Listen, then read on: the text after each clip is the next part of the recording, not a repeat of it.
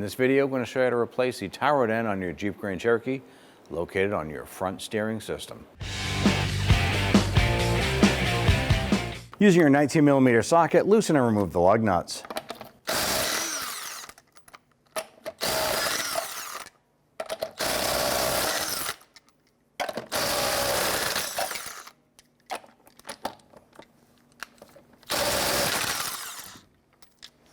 Once we have all the lug nuts removed, go ahead and grab the wheel, remove that, and set it aside.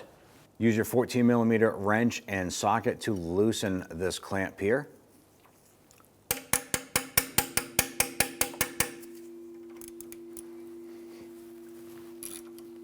Now we did spray this down with some rust penetrant to go ahead and loosen that up.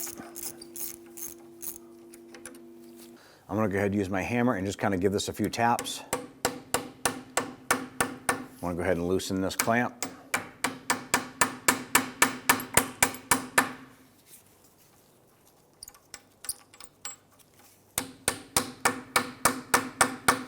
You can also use a small pry bar to go ahead and get in there and open that up a little bit.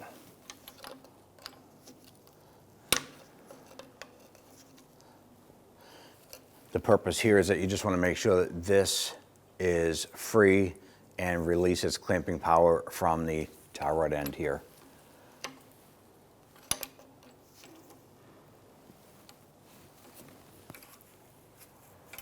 On the damper shock here, we're going to use our 15mm socket to loosen this nut. And on the back side is a 19mm on the shock itself. For that stud, go ahead, loosen and remove that.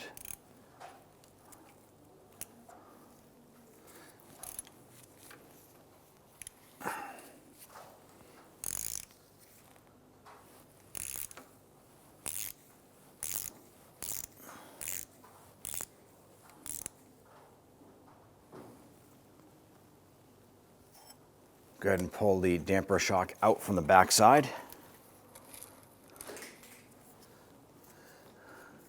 I'm going to go ahead and give this clamp a few bonks.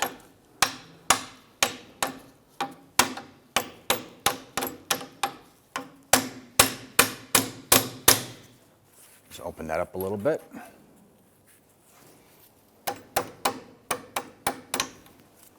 On the top of our tie rod end here, I want to go ahead and use our pliers and want to remove this cotter pin.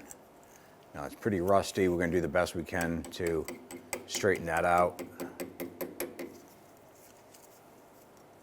You know, ours has two little legs on it, so we're going to straighten out both of them the best we can.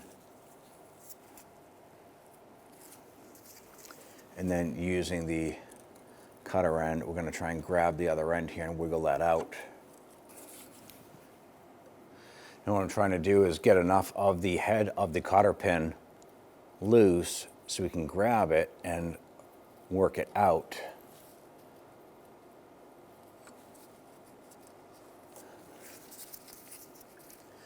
Now, cotter pins are a one-time use anyways, so it does not matter if it breaks. It's just easier to take it out in one piece if you can do so.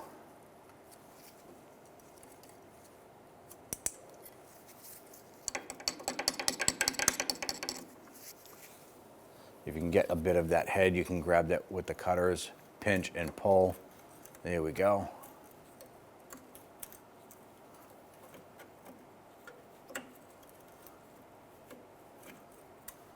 You use our 19mm socket, loosen that nut.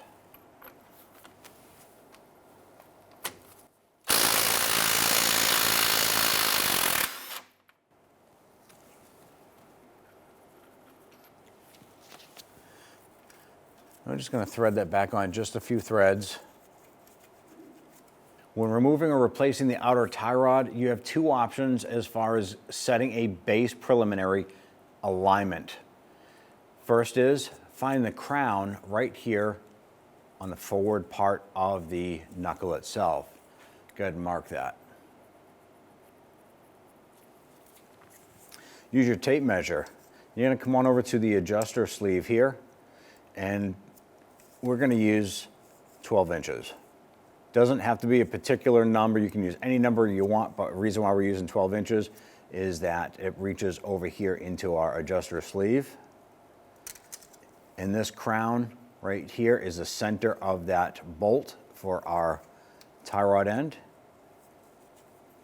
So go ahead and mark this on the adjuster sleeve. Now, when we pop this out and we start to unscrew our tie rod end from the adjuster sleeve, we're also going to count the full revolutions it takes to unthread this. So we're going to spin in the new one all the way to that count, and then we'll go ahead and double check with our measurement here if you want to do that, or just count the amount of times it takes to unscrew it from the adjuster. Once you get that in and set up, you then want to bring the vehicle down to get an alignment done, so that'll prevent premature tire wear or part failure. Now to release our outer tie rod from the knuckle, go ahead and use a hammer, and you're going to hit the knuckle right here.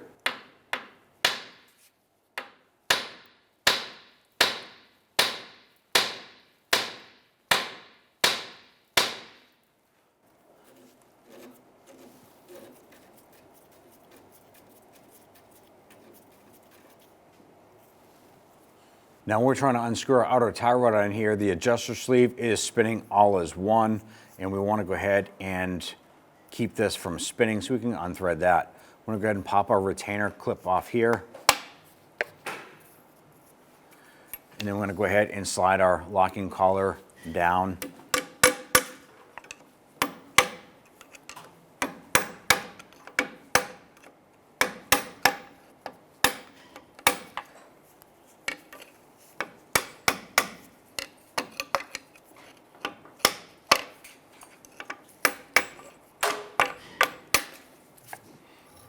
By doing this here, it allows us to get into the split on the top of the adjuster sleeve and get some rust penetrant sprayed in there. We're also going to apply some heat to this here to go ahead and break this free from the adjuster. Now that we've applied some heat to this here, let's go ahead and loosen it. Remember, count the amount of times it takes to fully remove it. Counting the position of the ball joint facing up, rotate it 1 would be 1, and continue to do so.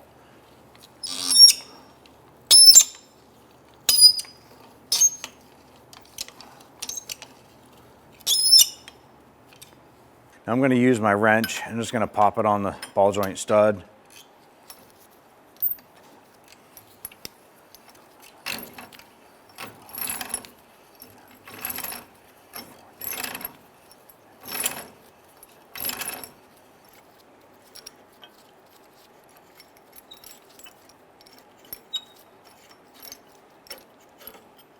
"26 turns it took for me to remove that outer tie rod. Now we counted 26 revolutions once that thread started. We put some anti-seize compound on the threads here.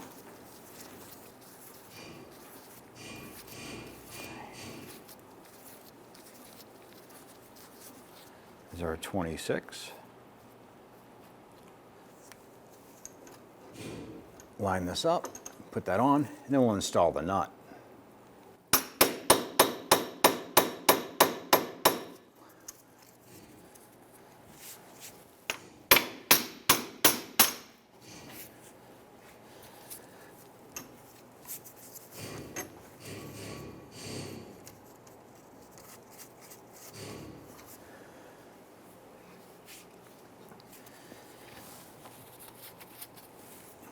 Go ahead and tighten down our clamp here. Now that we have our alignment spec set,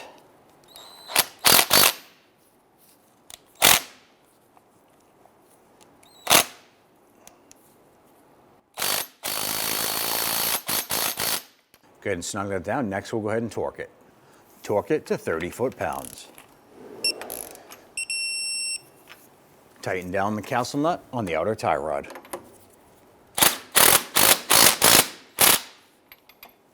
Torque the nut to 35 foot-pounds.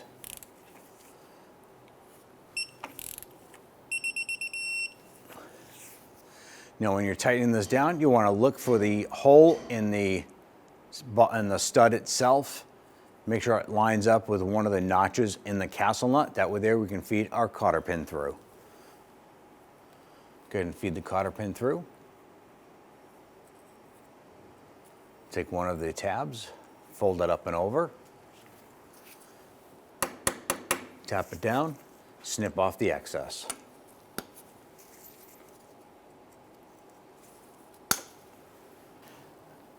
Go ahead and grab your shock, install the bolt.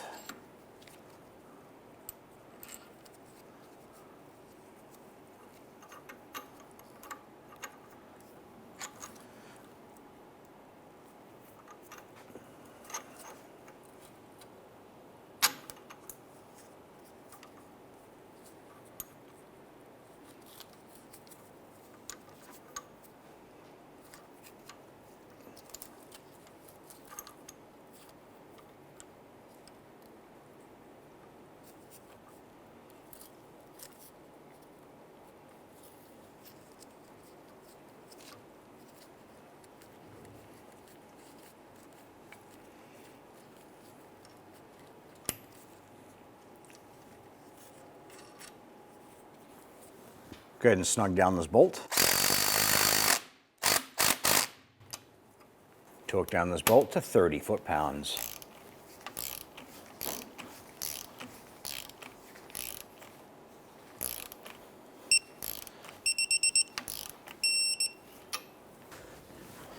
Install the wheel.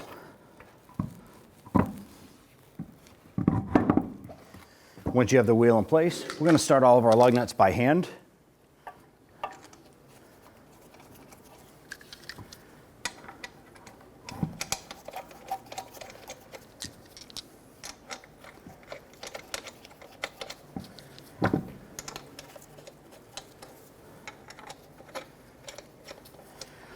Let's go ahead and snug those down.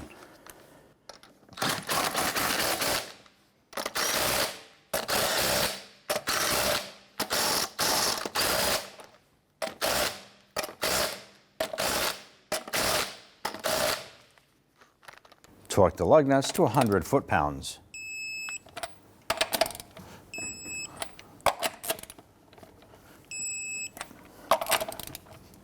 After finishing this installation, it's important to have an alignment done on your vehicle.